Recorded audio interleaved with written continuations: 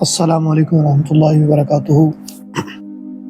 الحمدللہ نحمدہ ونستعینہ ونستغفرہ ونؤمن بہ ونتوکل علیہ ونعوذ باللہ من شرور انفسنا ومن سیئات اعمالنا من یہدہ اللہ فلا مضل لہ ومن یضلل فلا ہادی لہ ونشہد ان سیدنا ومولانا محمدا عبدہ ورسولہ، اما بعد۔ معزز و محترم سامعین ناظرین، میں ہوں طلحہ احمد قادری افضلی، خلیفہ مجاز استان عالیہ نیکآباد شریف۔ دورہ تفسیر القرآن کی اہم ترین نشست کے اندر سورۃ البقرہ کی آیت نمبر 40 سے 43 تک تلاوت کرنے کا شرف حاصل کریں گے، اور صرف تلاوت مقصد نہیں بلکہ قرآن کا پیغام ہمارے دلوں پر کیا دستک دے رہا ہے اس کو سمجھنے کی کوشش کریں گے۔ قرآن مجید فرقان حمید میں سورہ بقرہ کی آیت نمبر 40 کے اندر ارشاد فرمایا، اعوذ باللہ من الشیطان الرجیم، بسم اللہ الرحمن الرحیم، یا بنی اسرائیل اذکروا نعمتی التی انعمت علیکم، اے اولاد یعقوب یاد کرو ہماری نعمتوں کو کہ التی انعمت علیکم جو ہم نے تم پر کی، وَأَوْفُوا بِعَہْدِی أُوفِ بِعَہْدِکُم، اور میرا عہد پورا کرو، میں تمہارا عہد پورا کروں گا،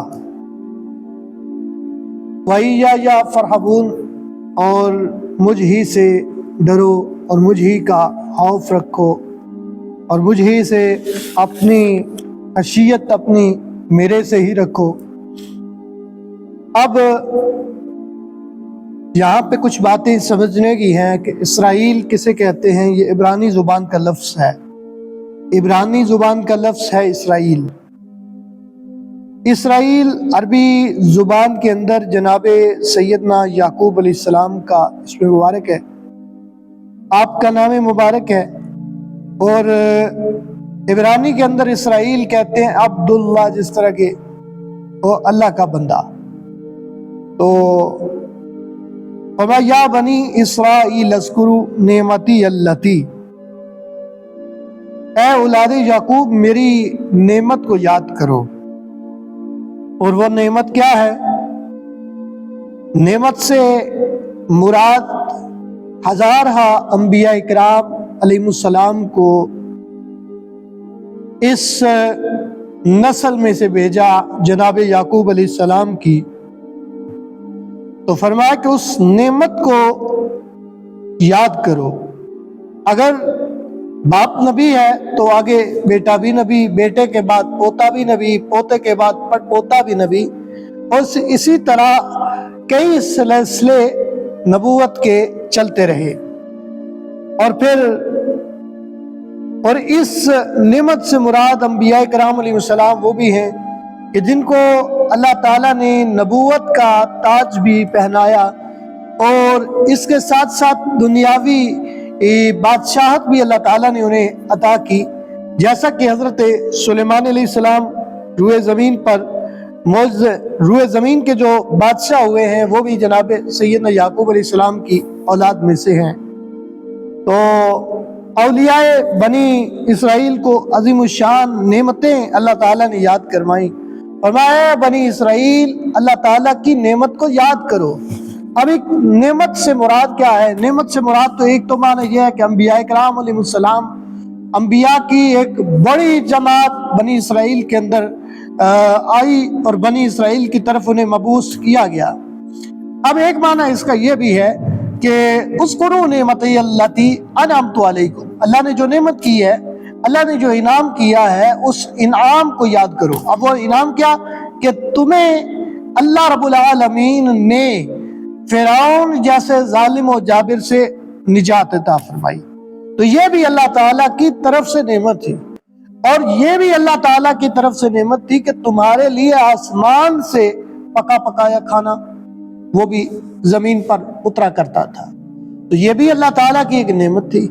اور پھر تمہارے لیے ہر قبیلے کے لیے 12 چشمے اللہ تبارک و تعالیٰ نے مقرر اور متعین فرمائے، الگ الگ گھاٹ بنائے کہ ہر قبیلہ اپنا گھاٹ پہچان کر اس میں سے پانی پیتا ہے۔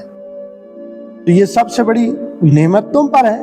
فما یہ نعمت فما پھر اللہ رب العالمین نے صاحب کتاب نبی جناب سیدنا موسیٰ کلیم اللہ علیہ نبی علیہ السلام بھی آپ کو عطا کیے، تمہیں عطا کیے۔ اے بنی اسرائیل نعمت کو یاد کرو۔ کون سی نعمت؟ کہ اللہ تعالیٰ نے کتنی نعمتیں تم پر کی ہیں۔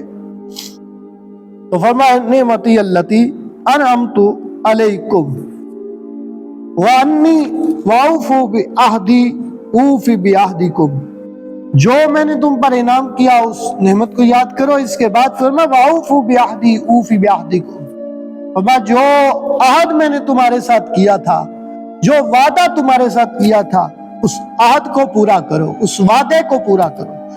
اور پھر اگر تم نے اس وعدے کو پورا کیا، اس وعدے پر پکے رہے، تو پھر اللہ تعالیٰ بھی اپنا وعدہ پورا کرے۔ وَمَنْ أَصْدَقُ مِنَ اللَّهِ قِيلًا، اس سے بڑھ کر رب کے، اس سے بڑھ کر کس کی بات سچی ہے؟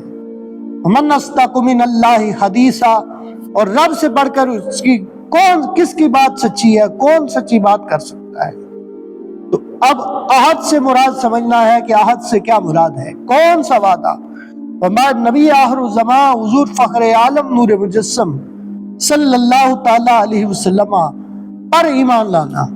انبیاء کرام علیہ السلام جو تھے ان کے ذریعے یہود سے یہ عہد لیا گیا کہ تم نبی پاک صلی اللہ علیہ وسلم پر ایمان لاؤ گے، اور اس کے عوض اللہ رب العالمین نے ان سے عہد فرمایا کہ اے گروہ بنی اسرائیل، اگر تم نے اس وعدے کو پورا کیا، اگر تم نے اس وعدے پر پورے پکے اترے، تو پھر اللہ تعالیٰ تمہیں انعام کے طور پر جو چیز عطا فرمائے گا یہ ہے کہ تمہیں جنت دی جائے گی، بخشش دی جائے گی، رزق دیا جائے گا، عزت عطا کی جائے گی۔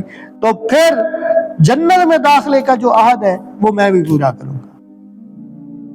وَإِيَّايَ فَارْهَبُونِ، اما مجھ سے ڈرتے رہو، اللہ سے ڈرو، اللہ کے سوا کسی سے نہ ڈرو۔ یہودی یہ سوچتے تھے کہ جناب اگر ہم نے اسلام قبول کر لیا تو ہماری اجارہ داری ختم ہو جائے گی، ہم نے جو اپنا سٹیٹس بنایا ہے وہ لوگوں کے دلوں میں ہمارا رعب اور دبدبہ اور ڈر جو ہے وہ ختم ہو جائے گا، اس اجارہ داری ختم ہو جائے گی۔ تو فرمایا انہیں تسلی دی گئی کہ عزتیں کم ہو جائے گی۔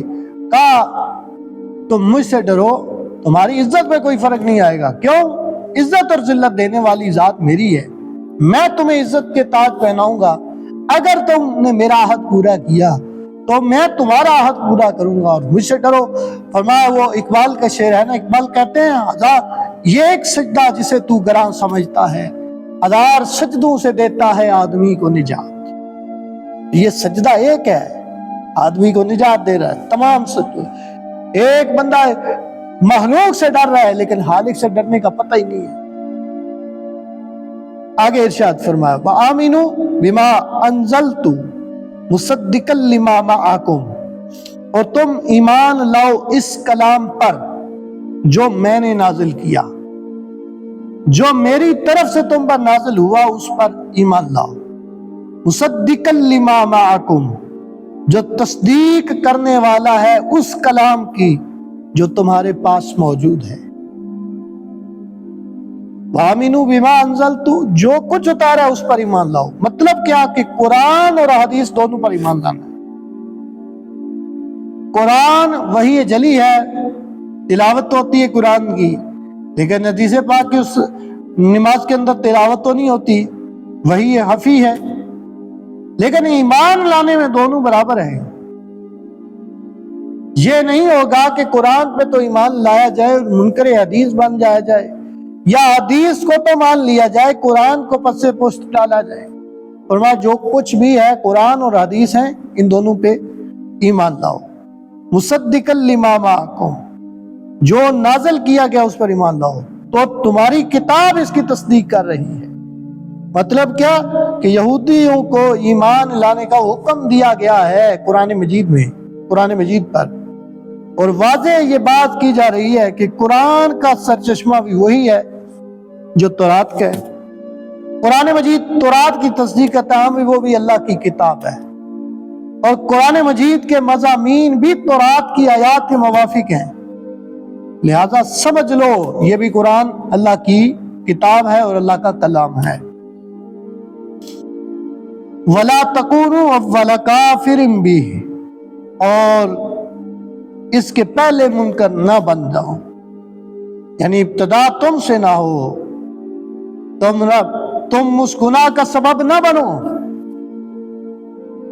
उस गुनाह का सबब लोगों को वरगलाने वाला, ईमान इस्लाम से दूर करने वाला ना बनो। अव्वल काफिरिन बिही, तो पहले ना बनो। वला तश्तरू बि आयाती समनन कलीला, उलमाए यहूद, उलमाए सू, उनका ख्याल था कि वो अपने नजराने अवाम से लेते हैं, इस्लाम लाने की सूरत में ये नजराने बंद हो जाएंगे। ये सोचकर उन्होंने आयात तौरात के अंदर तहरीफात करनी शुरू कर दी। नबी पाक सल्लल्लाहु ताला अलैहि वसल्लम की जो निशानियां तौरात शरीफ में मौजूद थी उनको बदलना शुरू कर दिया। तो आयात तौरात को दुनियावी मफादात की खातिर वो बदलते रहे, वो उसको तब्दील करते रहे, मसलहत का शिकार होते रहे। और फिर इसीलिए तो फरमाया ना, दुनियावी मफादात से मत डरना, बल्कि उखरवी मफाद हासिल करने की कोशिश करना कि जिससे तुम्हारा आखिरत का फायदा हो। दुनिया तो 4 दिन की है, ये गुजार के तुम चले जाओगे, लेकिन इस बात का ख्याल रखना कि ये दुनियावी मफादात तुम्हें बर्बाद न कर दे। समनन कलीलन व इय्या फत्तकून, और मुझ ही से डरो। वला तलबिसुल हक्का बिल बातिली, और तुम हक से बातिल को न मिलाओ। वतक्तुमुल हक्का, और हक को जानबूझकर दनस्ता तौर पर न छुपाओ। वअंतुम तालमून, और तुम हालांकि तुम जानते हो। यहूद को तौरात शरीफ के अंदर नबी आखिरुज़्ज़मान सल्लल्लाहु ताला अलैहि वसल्लम, हुज़ूर फ़ख्र आलम नूर मुजस्सम सल्लल्लाहु ताला अलैहि वसल्लम की निशानियों के बदलने से मना किया जा रहा है। हक, मुफस्सिरीन फरमाते हुज़ूर नबी पाक सल्लल्लाहु अलैहि वसल्लम के नामों में से एक नाम है, और हक को छुपाने से मुराद नबी पाक सल्लल्लाहु ताला अलैहि वसल्लम की नबूवत और आपके दीन को छुपाना है। तो ये हमारा सबक आज अगली आयत में अल्लाह ताला ने इरशाद फरमाया, वाक़िमुस्सलात, ये आयत रहती है अभी, वाक़िमुस्सलात वातुज़्ज़कात वरकऊ मअर्राकिईन, नमाज कायम करो और ज़कात अदा करो। वरकऊ मअर्राकिईन, और रकू करने वालों के साथ रकू करो। अब यहां पे ये बात याद रखें, नमाज कायम करने का हुक्म दिया जा रहा है। नमाज कायम करने का हुक्म है। पढ़ना और चीज है, कायम करना और चीज है। पढ़ना है, दिल किया तो पढ़ ली। कायम करने का मतलब है हमेशगी इख्तियार करना। वातु ज़कात, और ज़कात अदा करो। अगर दिल पर बोझ भी हो तो फिर भी उसको मानो, उसको तस्लीम करो, उसका पल्ला ना छोड़ो। वातु ज़कात, तुम्हें माल अल्लाह ताला ने दिया तो उस माल में से अल्लाह की राह में खर्च करते रहो। वरकऊ मअर्राकिईन, और रकू करने वालों के साथ रकू करो, यानी जमात के साथ नमाज अदा करो। आज की आयत तय्यबात सबक हासिल होने वाले वो ये हैं कि जब अल्लाह ताला की कोई नेमत बंदे को मुयस्सर आए तो बंदे को नमक हलाली का मुजाहरा करना चाहिए, ना कि नमक हरामी का। नमक हलाल बन जाना चाहिए, देखना चाहिए कि मेरी रब की नेमतें उस पर हैं। और अहद जो है रब के साथ हम करके आए हैं, दूसरा फायदा, अहद जो रब के साथ करके आए हैं उस अहद को पूरा करना। तीसरा फायदा आज की आयात बैयिनात से की रोशनी में कि रब से डरना सबसे बड़ी सादत की बात है। जो रब से नहीं डरता वो लोगों से डरता है, और जो लोगों से डरता है वो ज़लील और रुसवा हो जाता है। चौथा फायदा आज की आयत तय्यबात का कि कुरान और हदीस ये कलामुल्लाह है, इन दोनों पर ईमान लाना जरूरी है।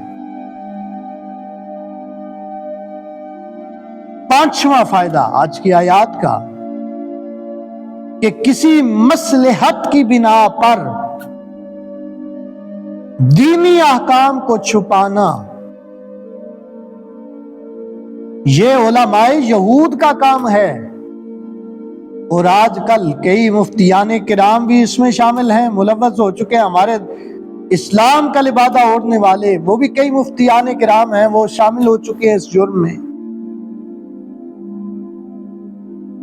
तो मसलहत की बुनियाद पर दुनियावी मफाद की खातिर इल्म दीन को, फतवे को छुपाना, आयातुल्लाह को छुपाना, ये कुरान मजीद का उसलूब नहीं है। ये उलमा की जिम्मेदारी है कि वो मसलहत को पसे पुश्त डालें। पूरी दुनिया भी अगर उनके खिलाफ हो जाए तो उन्हें परवाह करने की जरूरत नहीं है। परवाह करनी है तो रब रसूल की नाराजगी की परवाह की जाए। छठी चीज कि हक बातिल से हमेशा जुदा रहा है। जब से ये दुनिया बनी है हक और बातिल दो अलग सिमतों में हैं। जब कोई इसको मिलाने की कोशिश करेगा तो वो ऐसे ही है ना, जैसे गांव के अंदर भैंसें होती हैं, उनका दूध दोहा जाता है और उस दूध के अंदर एक छींट पेशाब की अगर डाल दी जाए तो वो सारा दूध नापाक हो जाता है। तो दूध मिसाल है हक की, और वो छींटे जो पेशाब के हैं वो मिसाल है बातिल की। एक कतरा डाल, पूरी बाल्टी अगर भरी हो 5 किलो की, 7 किलो की, वो भरी हो, एक छींटे से क्या होगा जी? आप कहेंगे नहीं जनाब, ये सारा दूध पलीत हो जाएगा, बातिल का गलबा हो जाएगा, हक को मगलूब करने की कोशिश होगी। तो दुनियावी मसलहत की बुनियाद पर हक को बातिल से ना मिलाइए। आपसे आलम दीन से कोई मसला पूछे तो जुनैद बगदादी रजी अल्लाह ताला अन्हु फरमाते हैं आलम दीन को चाहिए कि अपने दाएं हाथ पर वो जन्नत को देखे और बाएं हाथ पर वो दोज़ख को देखे। अगर सही फतवा दिया, इल्म के मुताबिक फतवा दिया, मसलहत के शिकार ना हुआ तो फिर जन्नत है उसके लिए। और अगर मसलहत के शिकार होते हुए बाएं हाथ जहन्नम में जाएगा तो हक व बातिल की आमेजिश न कीजिए। और फिर अगर कोई जानबूझकर हक और बातिल को मिलाता है तो वो बहुत बड़ा गुनाहगार है। एक शख्स जो हक जानता ही नहीं वो बातिल पर चल रहा है तो वो गुनाहगार है, और एक हक और बातिल को जानता है वो उससे बड़ा गुनाहगार है। पहले की तो गुनाहगारी जो है वो माफी के काबिल है, वो जानता नहीं, ला इल्म है, लादरी है। लेकिन ये तो जानता है, इल्म रखता है। और फिर 7वां सबक आज की आयत तय्यबात की रोशनी में वो ये है कि नमाज कायम करने का हुक्म है, हमेशगी इख्तियार करने का हुक्म है। ये नहीं कि दिल ने कहा तो फिर पढ़ ली, तो दिल ने ना माना तो ना पढ़ी। ठीक है, ये आयत तय्यबात का खुलासा میں نے آپ کی خدمت عالیہ میں عرض کر دیا۔ کل انشاءاللہ ایک الگ نشست کے ساتھ ہم دوبارہ حاضر خدمت ہوں گے، تب تک کے لیے اجازت دیجیے۔ السلام علیکم ورحمۃ اللہ وبرکاتہ۔